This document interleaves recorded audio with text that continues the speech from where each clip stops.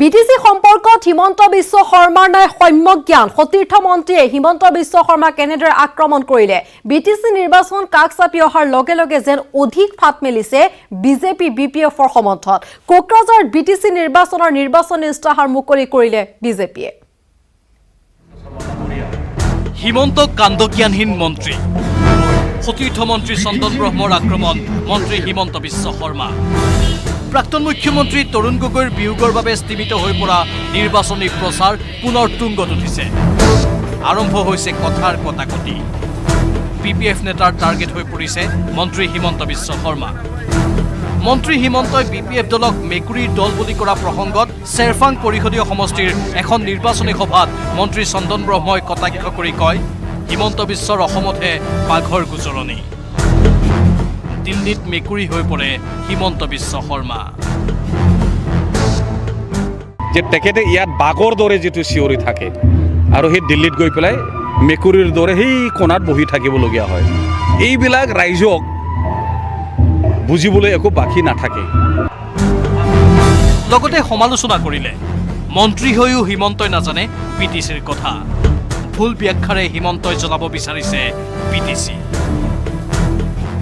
ভুল ব্যাখ্যা বিটিসি অঞ্চলত দিব নালাগে কাৰণ বিটিসিৰ পৰিৱেশটো কি আছিল বিটিসিৰ অৱস্থাটো কি আছিল আপোনালোকেতো বিটিসি অঞ্চলৰ আপোনালোকে এজন নাগৰিক আপোনালোকে দেখিছিল যে বিটিসি কেনেকুৱা পৰিস্থিতিৰ মাজেদি হাগ্ৰামা মহিলাই ডাঙৰীয়া এই কাউন্সিলখন আগুৱাই লৈ আহিছে তেখেতে যেইবোৰ কথা বতৰা কৈছে যে ভিচিডিসি কিনো বস্তু ভিচিডিসিক নাজানা তেখেতৰ মুখত এটো সভা দেখে জানো মন্ত্ৰী চন্দন ব্ৰহ্মই হিমন্ত বিশ্ব শৰ্মাক সমালোচনা কৰাৰ সময়তেই কোকৰাঝাৰত বিজেপিৰ নিৰ্বাচনী ইস্তাহাৰ মুকলি কৰে মন্ত্ৰী হিমন্ত বিশ্ব শৰ্মা কোকৰাঝাৰৰ ত্ৰিবেণী ভৱনত অনুষ্ঠিত সভাখনত উপস্থিত থাকে বিজেপিৰ সভাপতি ৰঞ্জিত দাস সাংসদ বিশ্বজিৎ দৈমাৰী বিটিচিত সুশাসন প্ৰৱৰ্তনৰ লক্ষ্যৰে বিজেপিয়ে এইবাৰ বিটিচিত প্ৰতিদ্বন্দ্বিতা কৰিব ২৬টা পৰিষদীয় সমষ্টিত ইপিনে মথনগুৰি পৰিষদীয় সমষ্টিত এক নিৰ্বাচনী সভাত ভাগ লৈ সাংসদ নৱকুমাৰ শৰণীয়াই ক'লে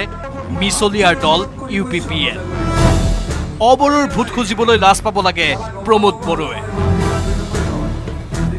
আচলতে ইউপিপিএল মিছলিয়া ১ নম্বৰ প্ৰমোদ বড়োৱে জানিব লাগিছিল যে হাগ্ৰামা মহিলাৰে কেৱল অবৰৰ ৩বাৰ চৰকাৰ বনাইছে আৰু তেওঁক যদি অবৰৰ ভোট লাগিছিল বিটিআৰ চুক্তি কৰাৰ সময়ত এটা অবৰ সংগঠন মই বেলেগ নালাগে এবিএমছৰ সভাপতি সম্পাদক আগৰ প্ৰাক্তন হৈয়ে বাই আছে তেওঁলোকৰ এবাৰ কিয় সোধা নাছিল তেওঁলোকে বিটিআৰ চুক্তি কৰাৰ সময়ত প্ৰমোদ বড়ো আৰু আপচু গবেক দিছিলে আজি তেওঁলোকে ওচৰতে আছে এনেদৰেই নিৰ্বাচন কাষ চাপি অহাৰ লগে লগে তীব্ৰ বাক্যবাণেৰে উত্তপ্ত হৈ পৰিছে বিটিচিৰ নিৰ্বাচনী ৰাজনীতি bureau report news ১৮ Assam north east বাক্সাত বিটিআৰ নিৰ্বাচনক লৈ গৰম হৈছে ৰাজনৈতিক পৰিৱেশ তুংগত উঠিছে প্ৰতিটো ৰাজনৈতিক দলৰ নিৰ্বাচনী প্ৰচাৰ তামুলপুৰত ইউপিপিএলৰ সভাপতি প্ৰমোদ বড়োৰ নেতৃত্বত হাজাৰ হাজাৰ বাইক লৈ উলিয়ালে বিশাল নিৰ্বাচনী ৰেলী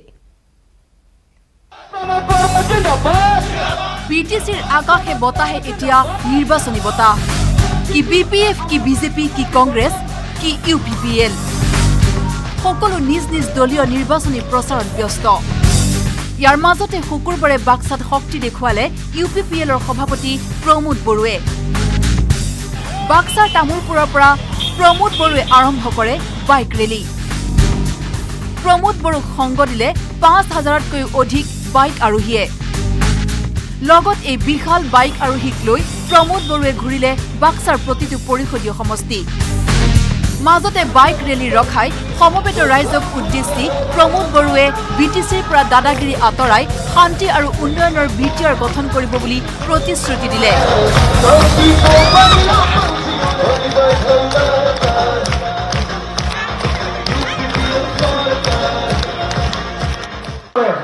দুৰ্নীতি ভ্ৰষ্টাচাৰ হাগ্ৰামা মহিলাৰ নেতৃত্বত ঠগ প্ৰবঞ্চনা চলিল দমন নীতি চলিল ভয় ভীত কৰি ৰাইজক যোৱা ১৭ বছৰে দমন কৰি ৰাখিছিলে আৰু আজি আমি ইউপিপিএলে বিচাৰিছো আমি এই ভয় ভীতৰ পৰা মুক্ত হ'ব লাগে এই শোষণ ঠগ প্ৰবঞ্চনা যিটো ভ্ৰষ্টাচাৰৰ পৰা মুক্ত হ'ব লাগে আৰু এই কাৰণে আমাক নতুন চৰকাৰ লাগে 17 বছৰে হাগ্ৰামা মহিলাৰীয়ে বিটিচিত লুণ্ঠন আৰু গুণ্ডাৰাজ চলোৱা বুলি অভিযোগ কৰি UPPLৰ সভাপতি প্ৰমোদ বড়ুৱে ক'লে কেম্পত লৰা ৰাখি হাগ্ৰামাই মদ ভাং খুৱাই লৰাৰ জীৱন ধ্বংস কৰিলে। এতিয়া BTRত সকলোৱে উচ্চ শিক্ষা পাব বুলি কয় প্ৰমোদ বড়ুৱে।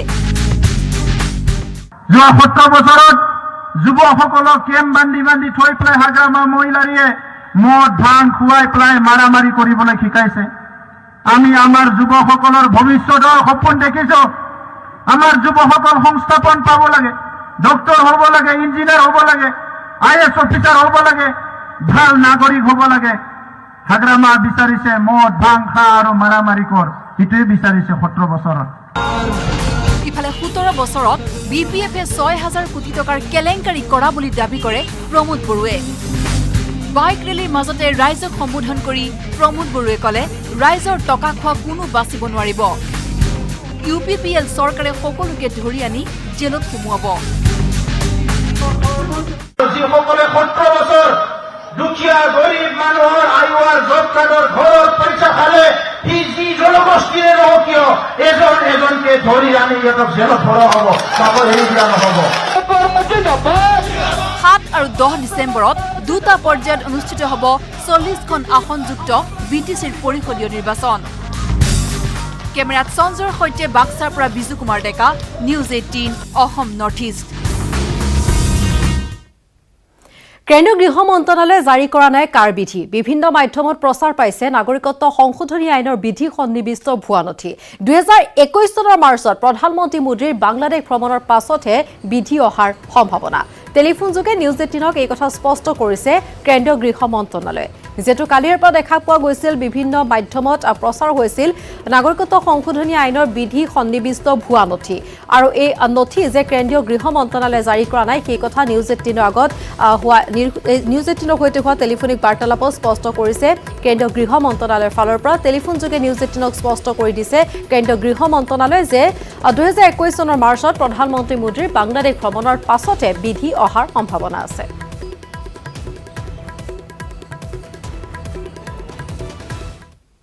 হাজিৰা কৰিবলৈ বাধ্য হৈছে যোৰহাটৰ এগৰাকী বীৰ শ্বহীদৰ পত্নী পুত্ৰই। বিভিন্ন কৰ্তৃপক্ষৰ পৰা অৱহেলিত হৈ জীৱন সংগ্ৰাম চলাই গৈছে শৌৰ্য চক্ৰৰে সন্মানিত নায়ক সোমেশ্বৰ শইকীয়াৰ পৰিয়ালে।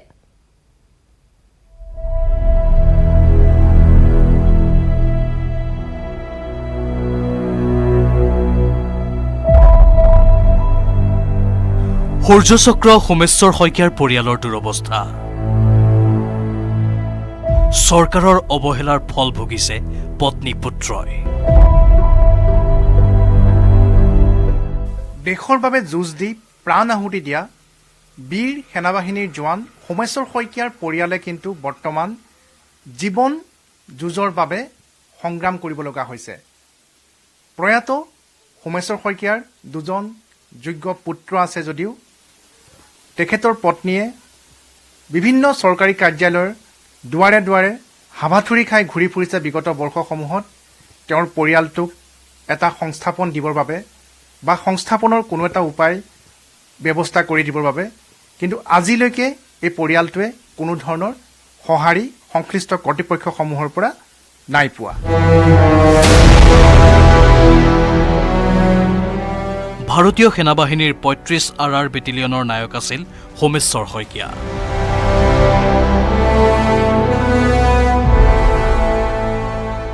শ্ৰীনগৰৰ বাৰামুলাৰ বুদগামত উগ্ৰপন্থীৰে হোৱা গুলীয়াগুলীত প্ৰাণ গৈছিল সোমেশ্বৰৰ। 1995 চনৰ 17 অক্টোবৰত শইকীয়াৰ মৃত্যুৰ পাছত মৰণোত্তৰভাৱে সূৰ্য চক্ৰ সন্মানেৰে বিভূষিত কৰা হৈছিল শ্বহীদগৰাকীক। মৃত্যুৰ পাছত অৱশ্যে শইকীয়াৰ পৰিয়ালে লাভ কৰিছিল মুঠ 4 লাখ টকা আৰু পত্নীৰ পেঞ্চন। প্ৰথমে কৈছিলে মোকো চাকৰি দিয়াৰ কথা কৈছিলে, মই এপ্লাই কৰিলোঁ, তেতিয়া চাকৰি নাপালোঁ। প্ৰথম এপ্লাই কৰিলোঁ যে ল'ৰাকেইটা অকণমান ডাঙৰ হওক বুলি ক'লোঁ। 2 বছৰ আৰু এবছৰলৈ মই এৰি থৈ যাব নোৱাৰোঁ বুলি ক'লোঁ। তাৰপিছত মই আকৌ এপ্লাই কৰিলোঁ, কোনো ৰিপ্লাই নাহিলে। তাৰ পিছতো মই বাৰম্বাৰ তাৰ পৰা ইণ্টাৰৰ পৰা খবৰ ল'বলৈ মানুহ আহে, সেই মানুহকেইজনক কওঁ যে মোক কোনো কিবা এটা সংস্থাপন দিয়ক, অকল পেঞ্চনৰ পইচাকেইটাই মই চলিবলৈ নহয়। মাত্ৰ পাইছিলোঁ মই ষ্টেট গভৰ্ণমেণ্টৰ পৰা 2 লাখ টকা, জেনকেৰ পৰা 2 লাখ টকা, সেই 4 লাখ টকাই মই ঘৰ দুৱাৰ বনাই মানে পৰিয়ালটো পুহি আছিলোঁ।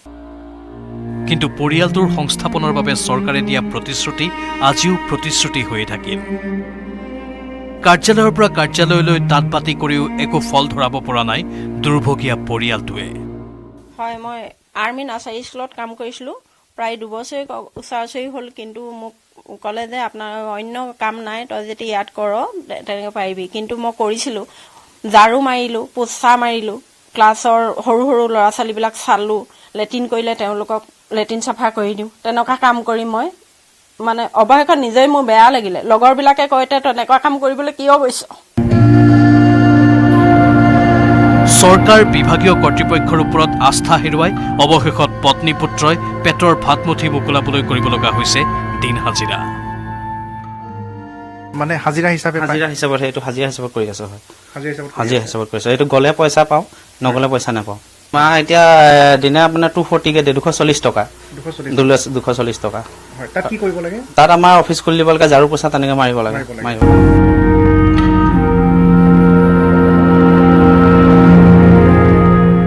যোৰহাটৰ পৰা পূৰ্ণ বিকাশৰ সহযোগত গৌতম বৰাৰ report, news 18 Assam north east. আৰু খবৰ অব্যাহত থাকিব, তাৰ পূৰ্বে সময় খন্তেক বিৰতি। এইবাৰ 2টা মখনা হাতীৰ সংঘাত। জনাঞ্চলত প্ৰৱেশ কৰা 2টা বনৰীয়া হাতীৰ যুঁজে আতংকিত কৰি তোলে স্থানীয় লোকক। ক'ত সংঘটিত হৈছে এই ঘটনা, আহক চাওঁ।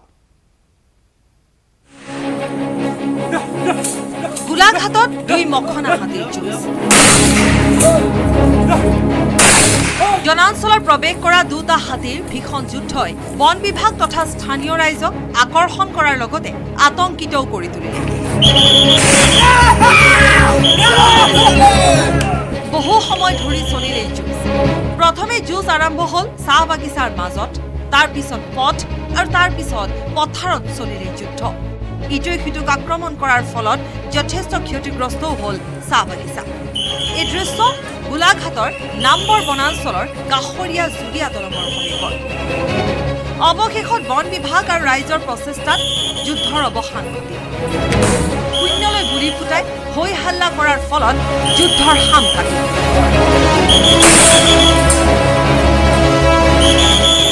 উল্লেখযোগ্য যে বৰ্তমান গোলাঘাটত জাকে জাকে বনৰীয়া হাতীয়ে খাদ্যৰ সন্ধানত ওলাই আহি অৱস্থান কৰিছে জনবসতিপূৰ্ণ অঞ্চলসমূহত। বিশেষকৈ থোৰামুখ, অভয়জান, থোৰাজান আদি অঞ্চলত বৃহৎ এটা হাতীৰ জাকে উপদ্ৰৱ চলাই আহিছে সঘনাই।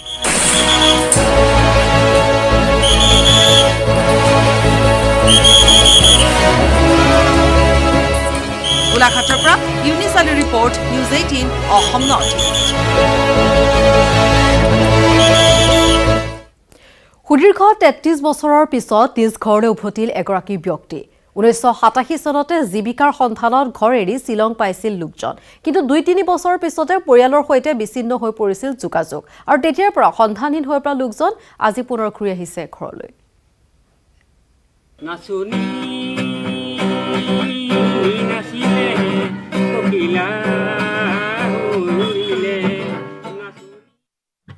কাম বিচাৰি ঘৰৰ পৰা ওলাই গৈ সুদীৰ্ঘ 33 বছৰৰ পিছত নিজ ঘৰলৈ উভতিল এগৰাকী ব্যক্তি। আজিৰ পৰা 33 বছৰ পূৰ্বে 1987 চনৰ 22 নৱেম্বৰত জীৱিকাৰ সন্ধানত ঘৰ এৰি শ্বিলং পাইছিলগৈ চিপাঝাৰৰ হাজৰিকাপাৰাৰ ভদ্ৰমেধি।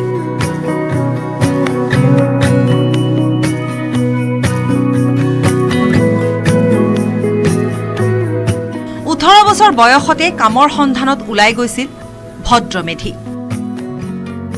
মোক এজন বন্ধুৱে লৈ গ'লে চেৰাপুঞ্জী বিলাতী মাটি কাৰখানাত কাম দিম বুলি, তাতে লৈ গ'ল। পিছত মোৰ পচন্দ হ'ল, কৰিলোঁ কিছুদিন, পচন্দ নহয় বাহিৰত কাম কৰিলোঁ আৰু তাতে চেৰাপুঞ্জী এৰিয়াতে। কাম বিচাৰি যোৱাৰ কিছুদিনৰ পিছৰে পৰা চিঠিৰে যোগাযোগ কৰিছিল ঘৰলৈ। প্ৰায় 2-3 বছৰ শ্বিলঙত কৰ্মৰত অৱস্থাত চিঠিৰে যোগাযোগ কৰাৰ পিছত ক্ৰমাৎ ঘৰৰ পৰিয়ালৰ সৈতে যোগাযোগ বিচ্ছিন্ন হৈ পৰিছিল ভদ্ৰমেধিৰ। বহু খবৰ কৰিও ঘৰৰ পৰিয়ালে কোনো ধৰণে যোগাযোগ কৰিবলৈ সক্ষম হোৱা নাছিল ভদ্ৰমেধিৰ সৈতে।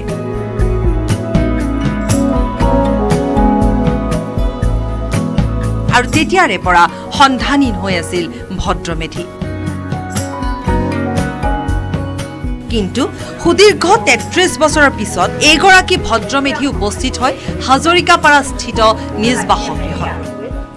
NRCৰ সময়তো লোকজনৰ কোনো সন্ধান পোৱা নাছিল, যাৰ কাৰণে NRCত নামো নাছিল ভদ্ৰমেধিৰ।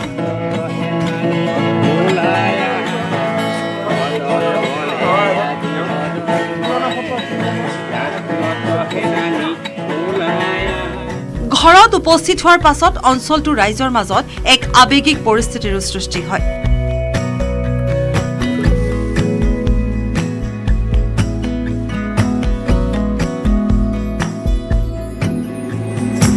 বিভিন্ন ঠাইৰ পৰা বিভিন্ন চীনা পৰিচয় থকা লোকসকলে ভদ্ৰমেধিক এবাৰ চাবলৈ বাসগৃহত আহি ভিৰ কৰিলেহি। আৱেগিক মুহূৰ্ততে আমি সকলোৱে তাৰমানে দেখা পাই মানে আৱেগিক সকলো পৰিয়ালৰ মানুহৰ চকুলো ওলাই গৈছে আৰু সেই মৰ্মে আমি সকলোৱে ভাল পাইছোঁ। মঙলদৈৰ পৰা Nabajyoti Mahanta report, news 18 Assam north east. তামিলনাডুৰ ধৰ্মপুৰী কৃষ্ণগিৰি বেল্টত জল সংৰক্ষণৰ ক্ষেত্ৰত অভিনৱ পদক্ষেপ গ্ৰহণ কৰা হৈছে। কৃষক আৰু মহিলাৰ আত্মসহায়ক গোটত পৰিৱৰ্তন এজেণ্ট হিচাপে সহযোগিতা আগবঢ়াইছে শিশুসকলে। জল সংৰক্ষণৰ ক্ষেত্ৰত সমগ্ৰ কাম কাজত আগভাগ লৈছে এটা NGOয়ে। এই প্ৰতিবেদন আগবঢ়াই বিদায় লৈছো বাতৰিৰ পৰা। নমস্কাৰ।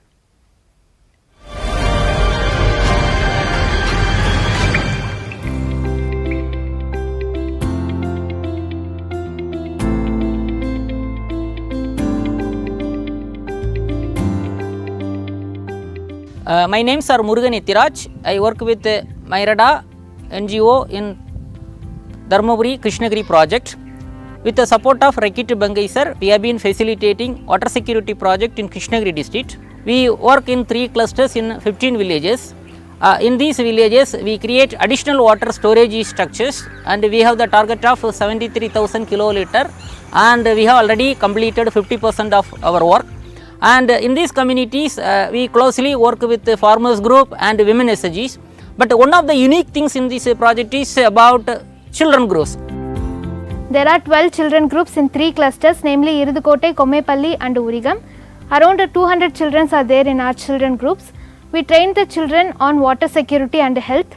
A set of modules on water security and health is prepared. The topics covered in the module are understanding hydrological cycle, understanding the groundwater, aquifer, water sufficiency, efficiency and groundwater management. The topics covered in health are personal hygiene, menstrual hygiene, COVID-19 and its protection. We use these modules to train the children in the children groups. Our facilitators use user-friendly method, the child-friendly methodologies to train the children. Here is filtered, goes to directly well or drum. This is a fresh water. We have to use all purpose, which means animals washings, car washings, and we have to use also garden also.